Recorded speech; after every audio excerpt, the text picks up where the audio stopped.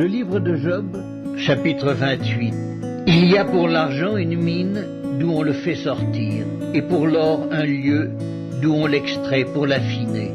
Le fer se tire de la poussière et la pierre se fond pour produire l'airain. L'homme fait cesser les ténèbres.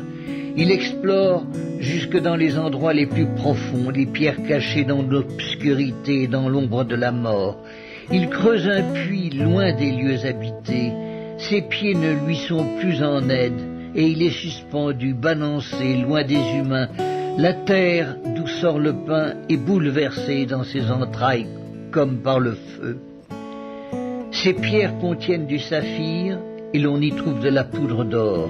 L'oiseau de proie n'en connaît pas le sentier, l'œil du vautour ne l'a point aperçu. Les plus fiers animaux ne l'ont point foulé, le lion n'y a jamais passé, l'homme porte sa main sur le roc, il renverse les montagnes depuis la racine, il ouvre des tranchées dans les rochers, et son œil contemple tout ce qu'il y a de précieux. Il arrête l'écoulement des eaux, et il produit à la lumière ce qui est caché. Mais la sagesse, où se trouve-t-elle? Où est la demeure de l'intelligence? L'homme n'en connaît point le prix.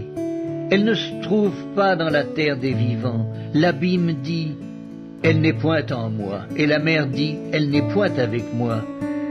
Elle ne se donne pas contre de l'or pur, elle ne s'achète pas au poids de l'argent, elle ne se pèse pas comme l'or d'Ophir, ni contre le précieux onyx, ni contre le saphir.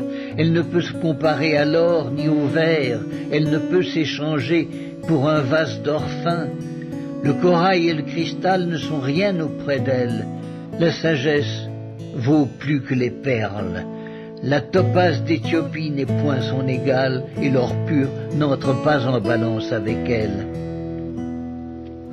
D'où vient donc la sagesse? Où est la demeure de l'intelligence? Elle est cachée aux yeux de tout vivant, elle est cachée aux oiseaux du ciel. Le gouffre et la mort disent, nous en avons entendu parler, c'est Dieu qui en sait le chemin. C'est lui qui en connaît la demeure, car il voit jusqu'aux extrémités de la terre. Il aperçoit tout sous les cieux. Quand il régla le poids du vent et qu'il fixa la mesure des eaux, quand il donna des lois à la pluie et qu'il traça la route de l'éclair et du tonnerre, alors il vit la sagesse et la manifesta. Il en posa les fondements et la mit à l'épreuve. Puis il dit à l'homme, voici, la crainte du Seigneur, c'est la sagesse. S'éloigner du mal, c'est l'intelligence.